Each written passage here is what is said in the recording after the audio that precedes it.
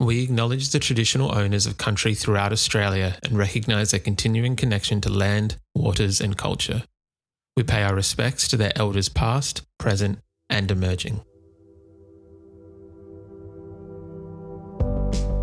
Welcome to This Song Is Yours, the podcast that takes you behind the music with some of your favourite artists, songwriters and producers. I'm your host, Simon Fink, and today we've got a returning guest on the pod, someone who we've had the pleasure of chatting with before and even going record shopping with. It is the incredibly talented Christian Lee Hutson. The American songwriter and musician released his stunning third record, Paradise Pop 10, just last week. This new album sees him reconnecting with longtime collaborators like Phoebe Bridgers and Marshall Vaughn, while also inviting fresh voices into the mix, including Maya Hawke and Katie Kirby. Paradise Pop 10 is a brilliant follow-up to his 2022 record Quitters, and it shows Christian pushing his sonic boundaries a little bit, maybe even playing around with what his fans can expect from a Christian Lee Hutson album. Now, in today's episode, we're diving deep into the making of Paradise Pop 10, talking about that subtle shift in sound and how it came to life in the studio. We also chat about the art of collaboration, Christian working with incredible artists like Maya Hawke and Australia's very own Phoebe Go. Plus, we'll get into what Christian's currently got on his own playlist. Now, we want to say a big thank you to Dave for his help with today's episode. Paradise Pop 10 is out right now, and you can find all the details in the show notes on where you can purchase this wonderful record. And as always, don't forget to visit our website, follow us across our social media, and stay up to date with all of our new episodes. Now let's get into it. Here is our conversation with Christian Lee Hutson. You say you try.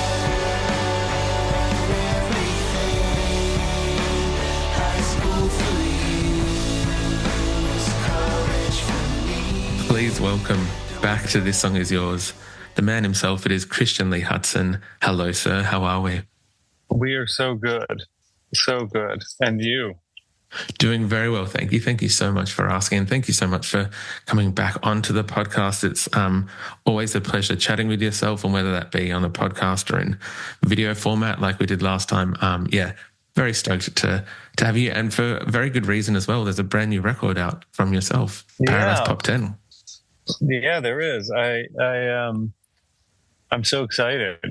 I'm excited to be back, and I'm excited that the record is out. It is an incredibly beautiful record. Congratulations on another fine addition to your discography. How are you feeling with it out now in the world? I imagine, and I think we spoke about this last time, there's always, nerves, excitement, anxiety, a number of kind of emotions that go into releasing a record. How is it sitting with you this time around for record number 3?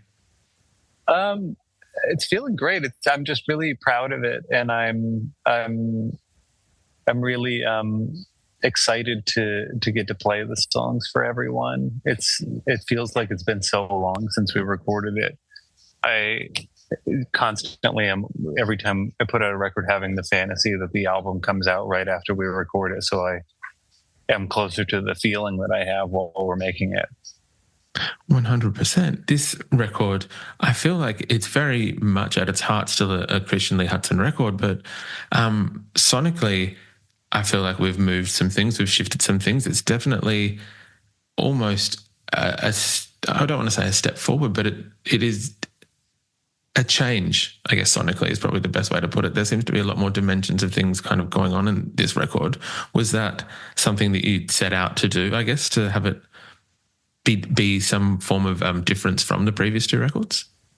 In some ways, yeah. I kind of wanted to see if I could write some songs that just have a few chords in them, instead of making a complicated finger puzzle for myself every time I sat down and play the guitar. And yeah, kind of some of the goal was to make just write simple pop songs, or not pop, but my interpretation of what that is.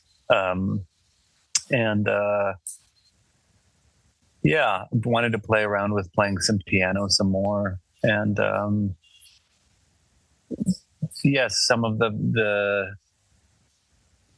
I don't know. I just felt like the characters on the album needed like their own. Some of them needed their different kind of voices. They needed like a fiddle and like a weird bar band, and I don't know. There is a bit of experimentation with instrumentation as well this time. I think there was, as you said, the fiddle. I think there was some lap steel in some of the other or later tracks as well. Yeah, there's some pedal steel. Yes, thank you. For you, when it comes to the instrumentation, and as you said just then, like I guess characters in this record, how much of is there a character profile, I guess, written before you're kind of like building out these worlds? Is it that the lyrics come and then you're trying to look at it from the perspective of someone else, or like how does that process kind of work? Not exactly. It usually just starts with like a lyric or something like that like gets stuck in my head that I keep thinking about, and then try to figure out like if it has like a partner somewhere in my notes, if there's another lyric that feels like that same person, and then you slowly flesh out what that person is trying to say, or like it's like if you only had like 2 bits of dialogue or something like that, and then you had to guess what the character was like, and then that's what the rest of the lyric writing process is like. For the most part, is just like being like, okay, like all we have is these 2 things, like that's what that person, who is this person, who do you think this person is, based on if you were to just hear this overheard conversation. It's like profiling in reverse or something. It's an incredible record lyrically, and I feel like still holds very much the wit and the charm of your lyric writing as well. I think there's always something special about the nuances in some of the Christian Lee Hutson lyrics. I was hoping to be a little bit self-indulgent and maybe talk about my favorite track on the record. The line about the Jurassic Coast in fan fiction was, in my mind, a classic kind of Christian Lee Hutson line. And that song as well had a little bit of like I want to say, almost like a spiritual successor in a way to Northsiders. I felt like it kind of weirdly kind of tied into that. Are you able to maybe talk us through the inception or inspiration of fan fiction? That one, it was like I visited the Jurassic Coast in Dorset in England, and that was that specific line. It was just kind of like a funny scene that I imagine between 2 people asking about it's not necessarily friends, but it's I think it's like a weird loving breakup song kind of in my mind.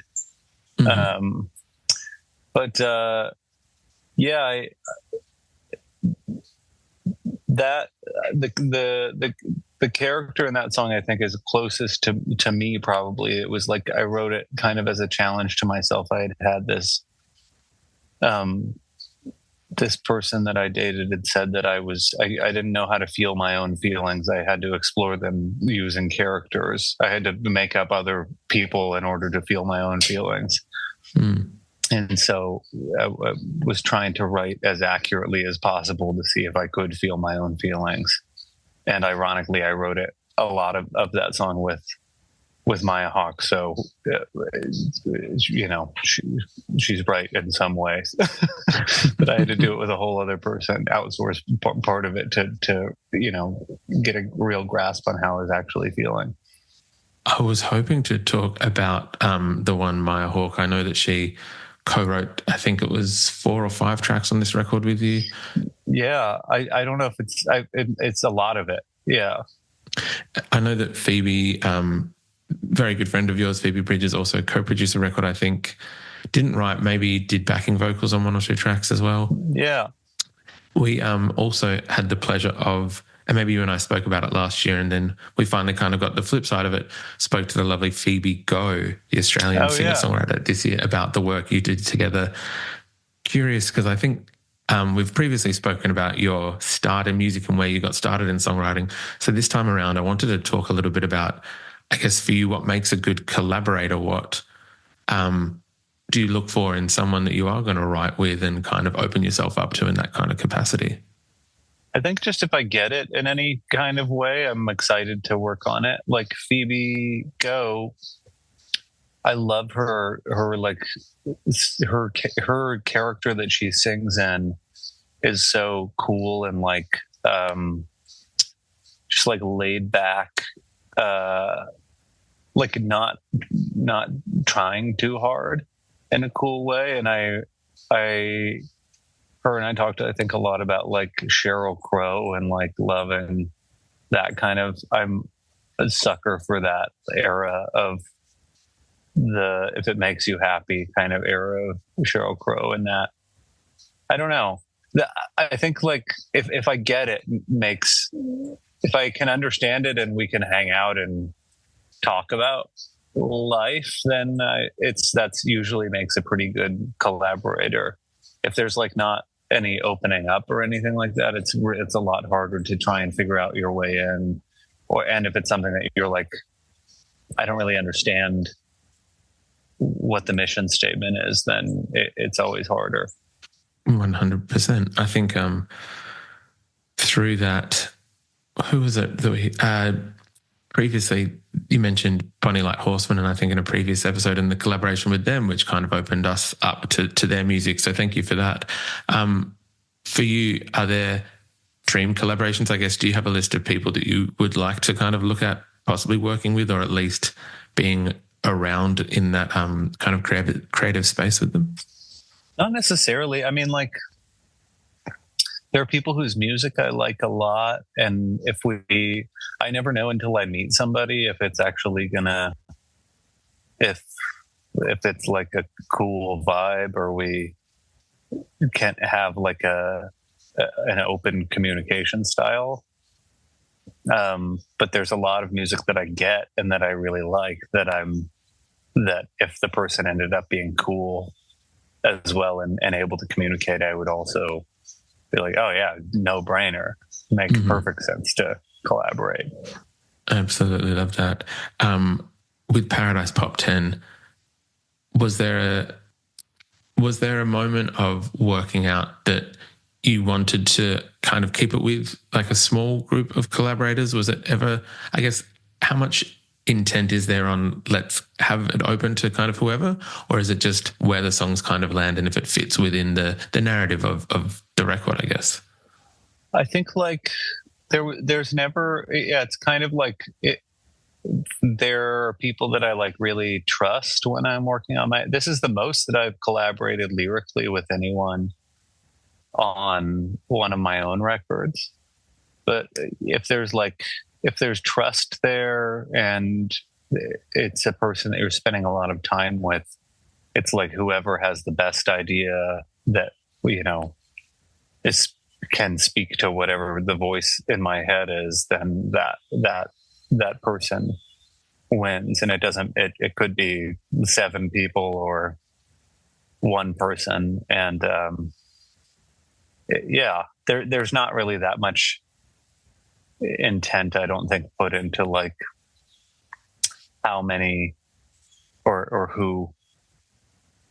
I always want to work with Phoebe. I always want to work with Marshall and Joseph and Maya. In this case, I really wanted to work with her because we had written so many other great songs together and spent so much time together in general that, like, as I was writing it, it was like I bounced things off of her daily anyway, and she's a very good like idea factory of like, oh, that sounds like this guy or whatever. She's very good at like pointing my thing in the direction that it's supposed to be going. I absolutely love that. I was curious whether you might be able to answer. Look, I apologize if it's a silly question or it's one that you might have gotten a lot in press for this record. The title for the record, Paradise Pop 10. Yeah. I feel like I firstly have to ask, have we missed 1 through 9? No, not necessarily. Like it's the pop is population. It's just the name of it's really this. when I was growing up, my dad's family was from like rural Indiana, and they were when we would go visit his side of the family, they lived in this town outside of like the main city that had like a population of like 350 people or something. And then you could drive further back up into the woods and you would find this one little road that had a sign outside of it that said Paradise Population 10. And it was just like one row of houses on one side and then a cemetery on the other side. And it was like, it's been like a running joke in my relationship with my dad that, you know, one day we'll move to Paradise where things are simpler. You know, there's only 10 people live there. I absolutely love that though. Yeah. What does he make of... Oh, sorry. Oh, no, go ahead. I was just going to say, what does he make of the album being titled after this kind of joke that you have? I think he finds it charming or whatever. He's like, yeah, that's a part of my life, or, you know, something like that. Yeah, I thought it was cool or it felt like it made sense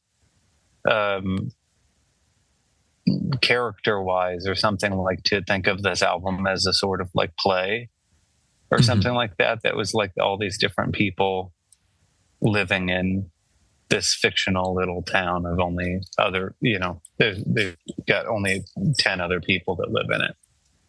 I absolutely love that. Well, thank you very much for sharing the inside joke with your dad that is now a very public kind of joke, but I absolutely love that. Christian, last time you were here with us in Australia, we had the good fortune of going record shopping with you, as also when we last spoke to you, did the same thing, and I'll do it every episode that we have. Curious what you're currently listening to, what's currently on high rotation for yourself? I've been listening to a lot of This Is Lorelei, their record. I can't remember what it's called, but their newest record, and the Allegra Krieger record that just came out, and then like kind of like just a bunch of random audiobooks and stuff like that. Like not a whole lot of music right now. Those two records though, and some like old comfort music. Look, very much understand comfort music, and we'll have to definitely check out those other recommendations that you put forward. Christian Lee Hutson, thank you very much for coming back to the podcast and chatting. Very much appreciate it. Thank you so much for having me. You guys rock.